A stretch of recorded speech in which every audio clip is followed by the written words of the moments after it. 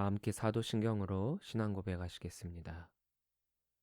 전능하사 천지를 만드신 하나님 아버지를 내가 믿사오며 그 외아들 우리 주 예수 그리스도를 믿사오니 이는 성령으로 잉태하사 동정녀 마리아에게 나시고 본디오 빌라도에게 고난을 받으사 십자가에 못 박혀 죽으시고 장사한 지 사흘 만에 죽은 자 가운데서 다시 살아나시며 하늘에 오르사 전능하신 하나님 우편에 앉아 계시다가 저리로서 산자와 죽은 자를 심판하러 오시리라. 성령을 믿사오며 거룩한 공예와 성도가 서로 교통하는 것과 죄를 사하여 주시는 것과 몸이 다시 사는 것과 영원히 사는 것을 믿사옵나이다. 아멘. 다 함께 찬송가 251장 부르시겠습니다.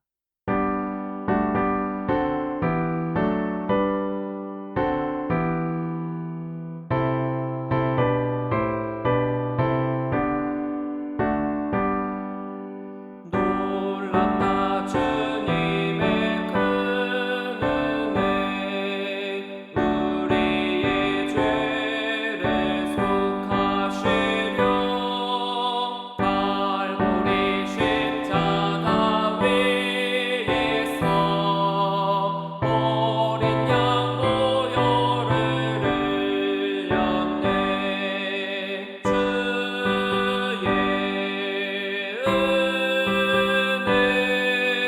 우리의 죄를 다 씻었네. 주의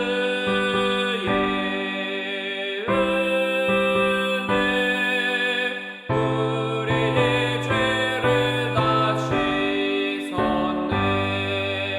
죄악은 성난 파도같이 우리 영혼을 위협하나 헤아릴 수 없는 주은혜 십자가에서 보이셨네. 주의 은혜 우리의 죄를 다 씻었네. 주의 은혜 우리의 죄를 다 씻었네. 죄악에 물든 영혼들을 주께서 피로 씻으시네. 지금도 흐르는 그 피에 눈보다 너에게 씻으라. 주의 은혜 우리의 죄를 다 씻었네. 주의 은혜 우리의 죄를 다 씻었네. 피할 수 없는 그 은혜를 믿는 자에게 거저주네. 형제여 주 앞에 나와서 더 지체 말고 곧바르라. 주의 은혜 우리의 죄를 다 씻었네. 주의 은혜 우리의 죄를 다 씻었네. 오늘 우리에게 주신 하나님의 말씀은 출애굽기 11장 1절부터 10절 말씀입니다. 여호와께서 모세에게 이르시기를 내가 이제 한 가지 재앙을 바로와 애굽에 내린 후에야 그가 너희를 여기서 내보내리라. 그가 너희를 내보낼 때에는 여기서 반드시 다 쫓아내리니 백성에게 말하여 사람들에게 각기 이웃들에게 은금 패물을 구하게 하라 하시더니 여호와께서 그 백성으로 애굽 사람의 은혜를 받게 하셨고 또 그 사람 모세는 애굽 땅에 있는 바로의 신하와 백성의 눈에 아주 위대하게 보였더라. 모세가 바로에게 이르되 여호와께서 이와 같이 말씀하시기를 밤중에 내가 애굽 가운데로 들어가리니 애굽 땅에 있는 모든 처음 난 것은 왕위에 앉아 있는 바로의 장자로부터 맷돌 뒤에 있는 몸종의 장자와 모든 가축의 처음 난 것까지 죽으리니 애굽 온 땅에 전무후무한 큰 부르짖음이 있으리라. 그러나 이스라엘 자손에게는 사람에게나 짐승에게나 개 한 마리도 그 혀를 움직이지 아니하리니 여호와께서 애굽 사람과 이스라엘 사이를 구별하는 줄을 너희가 알리라 하셨나니 왕의 이 모든 신하가 내게 내려와 내게 절하며 이르기를 너와 너를 따르는 온 백성은 나가라 한 후에야 내가 나가리라 하고 심히 노하여 바로에게서 나오리라. 여호와께서 모세에게 이르시기를 바로가 너희의 말을 듣지 아니하리라. 그러므로 내가 애굽 땅에서 나의 기적을 더하리라 하셨고 모세와 아론이 이 모든 기적을 바로 앞에서 행하였으나 여호와께서 바로의 마음을 완악하게 하셨으므로 그가 이스라엘 자손을 그 나라에서 보내지 아니하였더라. 아멘. 할렐루야, 예담교회 주일예배에 오신 우리 성도님들을 주의 이름으로 사랑하고 축복합니다. 지난주 예수님께서 사망 권세를 이기시어 믿는 자들의 모든 소망이 되신 놀라운 부활절의 때를 맞이했지요. 우리는 이 부활의 승리를 기뻐하며 세상 모든 사람들과 이 소식을 함께 나눴습니다. 그리고 우리는 승리의 소망을 가지며 오늘도 앞으로 나아갑니다. 만약 세상에 소망을 둔다면 그 소망은 세상으로 끝이 나고 맙니다. 그러나 진정한 우리의 소망의 주인은 오직 예수님 한 분밖에 없음을 깨닫고 그 예수님을 바라보며 믿음의 발걸음을 해 나간다면 우리는 이 세상뿐만 아니라 저 천국의 소망까지도 소유한 자들이 됩니다. 우리는 예수님께로만 소망을 두어야 합니다. 참 생명은 오직 예수님으로만 가능하기 때문입니다. 그 믿음의 원리를 잊지 마시기 바랍니다. 드디어 때가 이르렀습니다. 참으로 오랜 기다림이었죠. 이제 하나님께서 이스라엘과 약속하시고 언약의 여호와 하나님의 이름의 일을 성취하실 강력한 한방이 준비되어 있습니다. 이 준비된 한방은 앞으로 애굽과 이스라엘에게 그리고 넓게는 오늘날을 살아가고 있는 우리들에게도 엄청난 반향을 일으키게 될 것입니다.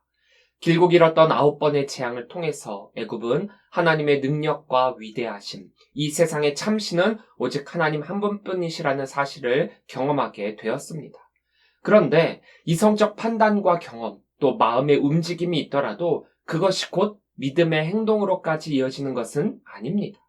인간은 망각의 동물이라고 했나요? 골치 아픈 일도, 또 힘든 고난도, 어려운 일도, 죽을 만치 괴로운 일도 지금이라는 시간이 지나가게 되면 언제 그랬냐는 듯 잊어버리는 것이 인간입니다. 재앙이라는 이름의 경험은 사실 그 한 번만으로도 삶을, 생각을, 행동을 바꿀 만한 경험입니다. 그런데 그것들은 이미 지나간 과거가 되고 지키지 않아도 될 약속이 되어버렸습니다. 9번이나 경험했음에도 불구하고 9번 모두가 과거가 되고 말았습니다. 과거가 되었다라고 해서 이 모든 것들이 없었던 일처럼 안 지켜도 될 것처럼 정당화될 수는 없습니다. 이미 이것들의 결과는 서서히 누적되고 있었기 때문입니다. 우리의 믿음의 결단과 행동, 삶의 변화는 과거가 되어서는 안 됩니다. 과거가 된다는 말은 지금은 신경 안 써도 된다는 면죄부가 되기도 하고 지금의 나와는 아무런 상관이 없다고 그렇게 그 당시의 약속을 약속으로 지키지 않고 또 어길 수 있다 여길 수 있기 때문입니다. 경험을 중요하게 여기는 까닭은 그 경험을 토대로 잘못한 실수는 다시 저지르지 않고 또 잘한 것들은 더욱 발전시키기 위함입니다. 경험은 곧 행동으로 이어져야만 합니다. 믿음의 경험은 곧 순종과 실천으로 이어져야만 합니다. 그것은 어느 특별한 날의 한 행위로 그쳐서도 안 되고 우리의 삶은 늘 성화와 완전으로의 삶이 되어야만 합니다. 그것이 부활의 예수요, 믿는 자들의 소망이 되신 예수님을 믿는 성도의 삶이기 때문입니다. 바로가 9번이라는 재앙의 경험을 했음에도 불구하고 바로를 바로답게 만든 것은 바로 완악이었죠. 물론 바로 자체가 끝까지 완악한 것도 있고 또 하나님께서 바로를 완악하게 하신 것도 있습니다. 하나님께서 바로를 완악하게 하셨다라는 것은 원래 없던 완악을 있게 하셨다라는 것이 아니라 있던 그 완악을 그냥 내버려 두신 것이다 라고 했습니다. 내버려 두셨다. 그런데 왜 내버려 두셨는가? 하나님의 능력에 더욱 극적인 효과를 발휘하기 위해서입니다. 하나님께서 이스라엘의 출애굽을 계획하셨을 때부터 이미 바로를 심판하시기로 작정하셨기 때문입니다. 바로의 이 완악이 있어야만 마지막에 이 재앙으로 클라이맥스를 이룰 수 있기 때문입니다. 바로의 편에서 본다면 이 말이 참 잔인하게 들릴지 모릅니다. 이미 심판하시기로 작정하셨기 때문에 내버려 두신다? 사실 하나님께서는 그런 분이 아니시잖아요. 아무리 악을 행하시더라도 기다리고 또 회개하고 돌아오기를 바라시는 것이 하나님 아버지의 마음이신데 바로에게는 그 일말의 기대도 없이 이미 심판하시기 위해 내버려 두신 것이라고 하시니까요. 성경을 보면 포기하지 않으시는 하나님께서 포기하시는 경우도 많이 있습니다. 포기하지 않으시는 하나님, 그냥 내버려 두시지 않으시는 하나님, 얼마나 감사한 하나님이십니까? 그런데 그 포기하지 않는 하나님께서 여러분들을 포기하게 된다면 그것은 참으로 안타까운 사건이 될 것입니다. 우리를 포기하시고 그냥 내버려 두신다라는 것은 어떠한 기대도 없고 앞으로 어떠한 관심과 관여도 하지 않을 것이라는 것이기 때문입니다. 미움도 사랑해야 미움이 있는 것입니다. 가끔 자녀들이 부모님께 그냥 내버려 두세요. 관심 끊으세요. 나 혼자 알아서 그냥 할게요. 라고 하는 말을 쓰곤 하는데 이것은 부모님이 자녀들을 사랑하기 때문에 갖는 관심이라는 것을 잊지 마시기 바랍니다. 그냥 내버려 두라는 저 말은 사실 굉장히 씁쓸한 말이거든요. 그런데 우리가 이 말을 하나님께도 사용하곤 하는데 하나님이 그냥 내버려 두면 생기는 결과는 엄청 참혹하기까지 합니다. 그것은 그냥 내버려 둠이 아니기 때문입니다. 애국과 바로를 향한 마지막 10번째 재앙의 시작을 알리는 하나님의 말씀이 오늘 모세에게 이르게 됩니다. 1절입니다. 여호와께서 모세에게 이르시기를 내가 이제 한 가지 재앙을 바로와 애굽에 내린 후에야 그가 너희를 여기서 내보내리라. 그가 너희를 내보낼 때에는 여기서 반드시 다 쫓아내리니. 하나님은 지금까지 있었던 다른 9가지 재앙을 언급할 때와는 다르게 한 가지 재앙이라는 말씀을 하고 계십니다. 여기에서 한 가지라는 말로 사용된 에하드는 하나라는 기본 뜻을 가지고 있기는 하지만 여기서는 아주 특별한 의미를 내재하고 있습니다. 이 에하드는 지금까지와는 다른, 즉 앞서 있었던 9번의 재앙과는 아주 다른 특별한 재앙이 될 것이라는 말씀입니다. 구체적으로 어떤 재앙인지는 아직 언급하지는 않으시지만 이 에하드라는 말로써 이미 충분하게 기존과는 차원이 다른 재앙임을 말씀하고 계십니다. 이 재앙은 애굽에 있는 살아있는 생명의 모든 장자가 죽게 되는 재앙입니다. 5절입니다. 애굽 땅에 있는 모든 처음 난 것은 왕위에 앉아있는 바로의 장자로부터 맷돌 뒤에 있는 몸종의 장자와 모든 가축의 처음 난 것까지 죽으리니. 맷돌 뒤에 있는 몸종은 부엌에서 맷돌을 돌리는 여종이라는 뜻으로 가장 낮은 처지에 있는 사람을 의미하고 있습니다. 그러니까 애굽에서 생명이 있는 그 누구도 예외 없이 처음 난 것은 모두 죽게 된다는 말입니다. 생명은 하나님께 속한 것입니다. 생명이 하나님께 속한다라고 하는 이 말은 죽음 역시도 하나님께 속한 것이라는 뜻입니다. 생명을 주신 분이 하나님이시기 때문에 하나님이 그 생명을 거둬가시면 결국 죽음을 맞이하게 되는 것입니다. 하나님께서 왜 이 죽음이라는 것을 마지막 재앙으로 그리고 지금까지 하는 다른 아주 특별한 재앙으로 사용하신 것일까요? 기존 재앙들도 역시 하나님의 재앙이기 때문에 초월적인 현상으로서의 재앙이 맞습니다. 그런데 그 재앙들의 이면을 좀 살펴보면 초자연적이고 초월적인 재앙임에는 분명하지만 인간의 생명과는 조금은 차이가 있는 것이기 때문에 있으면 어렵고 힘들고 불편하고 죽을 만치의 고통이 이기는 하지만 과거의 것이 될 수 있는 재앙들이었습니다. 그래서 이 죽음의 재앙은 과거의 것으로 치부하기에는 그래서 결코 없었던 것으로 할 수 없는 대체 불가, 회복 불가능한 것입니다. 그것도 한두 사람이 아닌 계급이 낮은 사람들만이 아닌 그 누구도 예외 없는 애굽 모든 장제의 죽음. 이것이 바로 내가 에하드, 지금까지와는 전혀 다른 한 가지 재앙인 것입니다. 애굽의 신 중에 죽음을 관장하는 오시리스라고 하는 신이 있습니다. 고대 애굽은 이미 죽음에 대해서 큰 관심을 가지고 있었고, 이 오시리스는 죽은 자들의 지배자일 뿐 아니라 식물에 싹이 나는 것에서부터 나일강의 연례적인 범람에 이르기까지 모든 것에 지하 세계로부터의 생명을 부여하는 힘을 갖고 있는 것으로 여겼습니다. 그리고 바로를 이 오시리스의 화신이라고 여기고 있었죠. 그런데 하나님께서 이 마지막 재앙으로 죽음을 다루심을 통해서 애굽의 신 오시리스, 인간신 바로의 헛됨을 보여주고 애굽은 하나님 앞에서 아무것도 아님을 선포하고 계시는 것입니다. 마지막 재앙의 주제로 죽음을 다루신 까닭이 바로 여기에 있습니다. 모든 생명과 죽음의 주관자는 오직 하나님 한 분뿐이시다. 그가 너희를 내보낼 때는 여기서 반드시 다 쫓아내리니 라고 했는데, 이 말은 10번째 재앙, 네가의 하드, 즉 한 가지 재앙을 당한 후에는 스스로 이스라엘을 내어보내지 않고는 견딜 수 없는 상태까지 이르게 될 것이라는 말씀이십니다. 그동안은 이스라엘을 노예로 두는 것이 자신들의 이득이기 때문에 어떻게 해서든지 애굽에 남겨두려고 했지만 그것을 생각할 수 없을 쫓아낼 정도까지 내보내게 된다는 것입니다. 지금까지 바로는 거절을 하거나 부분적 타협을 내세우며 이스라엘이 완전히 떠나지 못하도록 꼼수를 부렸습니다. 그러나 이제는 도리어 무조건적으로 떠나도록 요구하게 된다라는 뜻입니다. 그것도 그냥 내보내는 것이 아닙니다.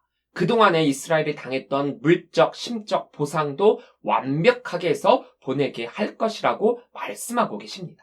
2절부터 3절입니다.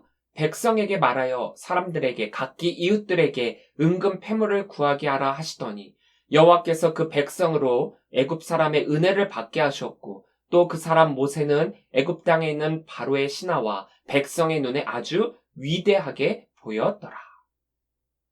구하게 하라에서 사용된 히브리어 단어 샬은 요청하다, 탄원하다, 구하다라는 의미를 가지고 있는데, 요청하는 것이 빌리는 개념의 요청으로 또 나중에 돌려받는 방식으로의 요청이 아니라 그 물건을 완전히 줄 것을 요청했다라는 뜻입니다.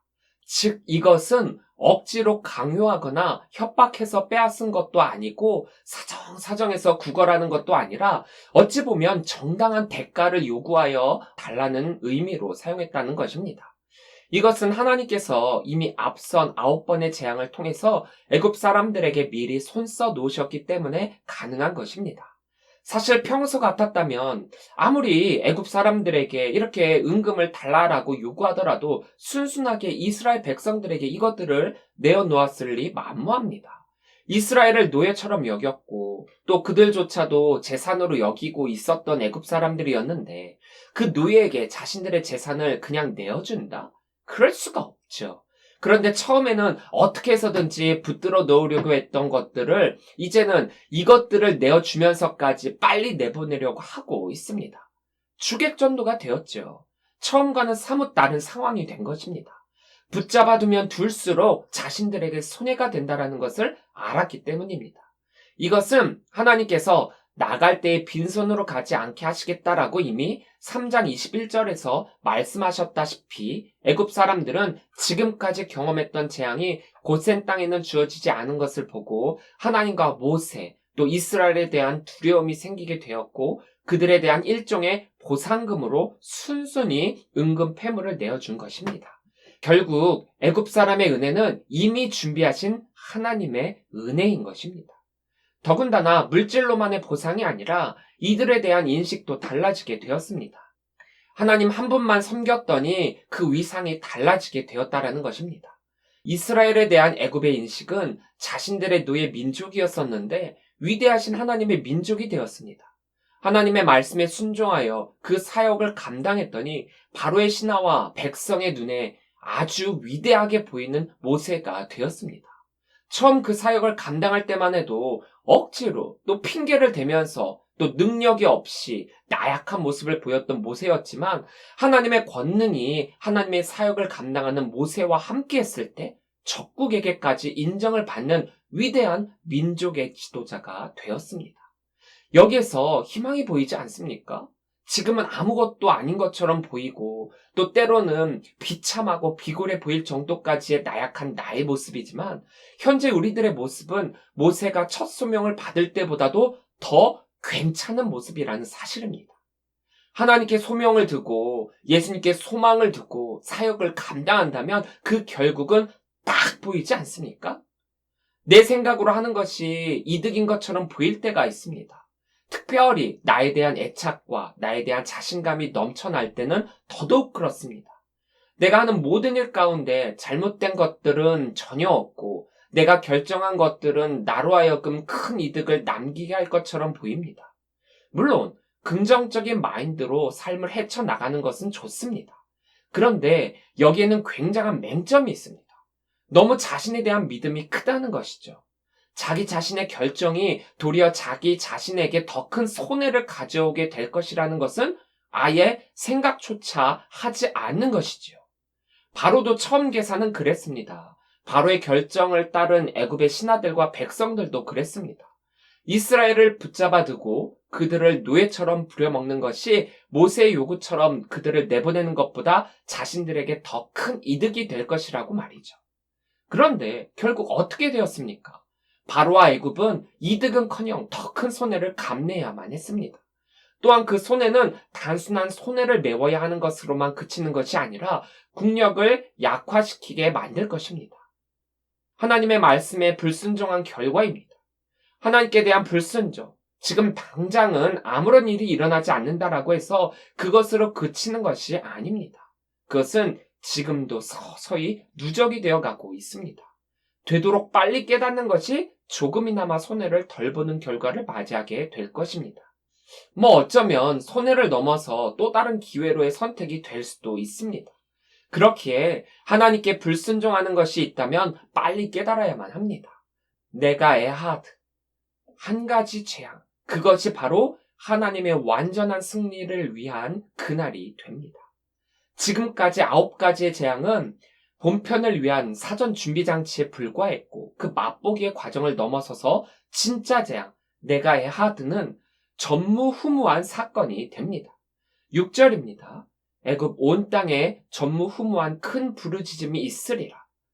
여기에서 사용된 히브리어 단어 니흐야타는 무엇무엇이 되다, 무엇무엇이 있다라는 의미의 수동형이지만 여기에서는 강조형으로 사용되어서 정말로 일어났다라는 뜻이 됩니다. 그러니까 이 말을 직역하면 그와 같은 것이 정말로 일어나지도 않았고 그와 같은 것이 다시는 없을 것이다 라는 의미입니다. 무엇이요? 체아카, 바로 부르짖음이 말입니다. 그것도 그냥 부르짖음이 아니라 고통 속에서의 울부짖음입니다. 이것은 자식을 잃은 통곡과 절규를 의미하고 있습니다. 하나님께서 모세에게 이스라엘 구원의 사역을 맡기실 때 가장 먼저 말씀하신 것이 이스라엘 백성의 부르짖음을 들었고 그들을 기억하셨다라는 말씀입니다. 이때 여기서 사용된 이스라엘의 부르짖음은 샤부아입니다. 이 샤부아는 애굽의 학대와 착취를 당하면서 점점 괴로움에 빠져 하나님께 도와달라고 외친 이스라엘의 부르짖음이었습니다. 그런데 이제는 반대로 체아카, 애굽이 부르짖게 됩니다. 이스라엘의 부르짖음을 들으셨던 하나님이시기에 애굽의 부르짖음으로 그 일을 마치려 하고 계십니다. 정말 놀랍지 않습니까? 하나님의 준비하심은 이처럼 철저하셨습니다. 마지막 이 10번째 재앙을 통해서 이스라엘과 애굽은 그 상황이 완전히 바뀌게 됩니다. 부르짖음의 상황이 주객전도가 되었죠.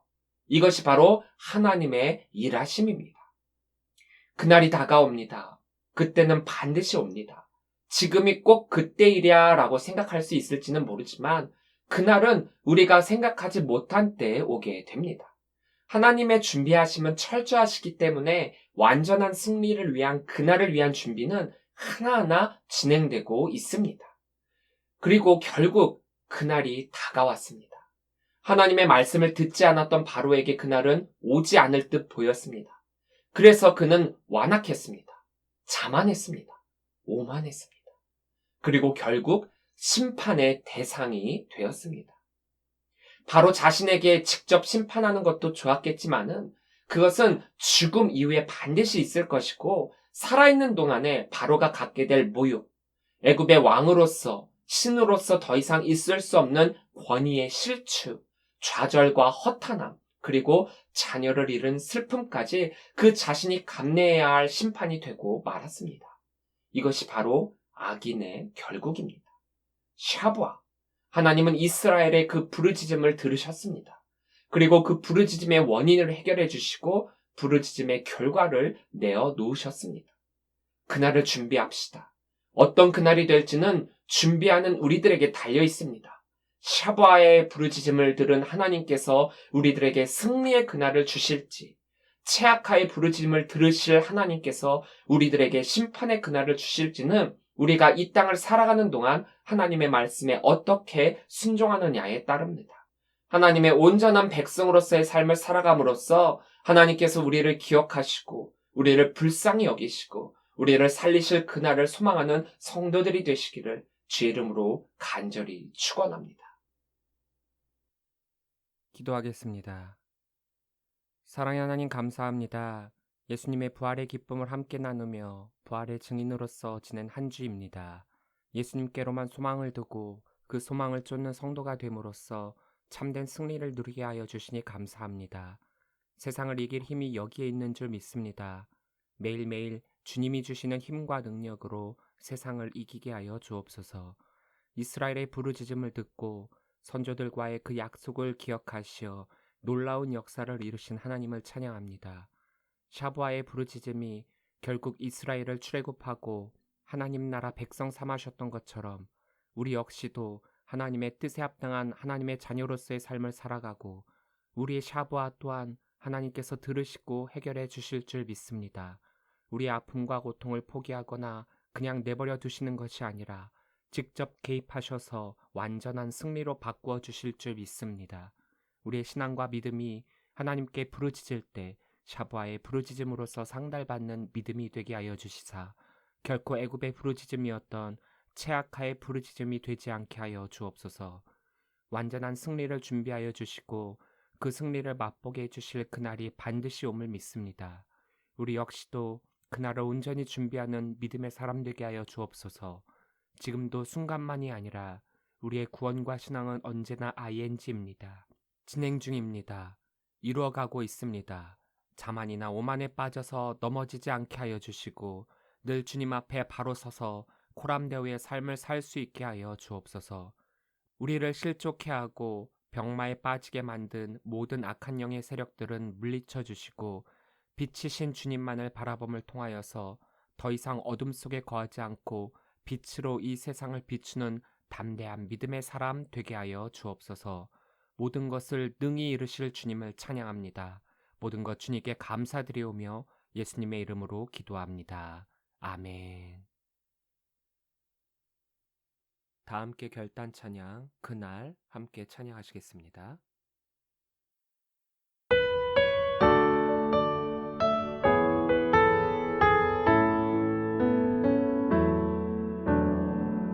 사망의 그늘에 앉아 죽어가는 나의 백성들 절망과 굶주림에 갇힌 저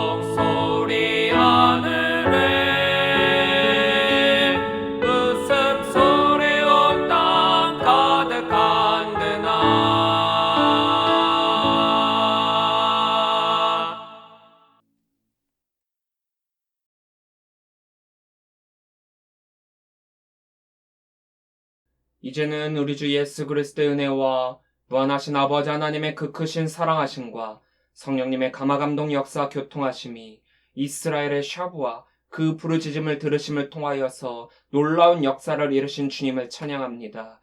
그 주님의 뒤를 따라가며 온전히 주님께로만 소망을 두어 최악하 애굽의 그 부르짖음으로 변하지 않도록 결단하는 우리 모든 성도들 머리머리 위에 지금으로부터 영원토록 함께 하시기를 간절히 축원하옵나이다. 아멘.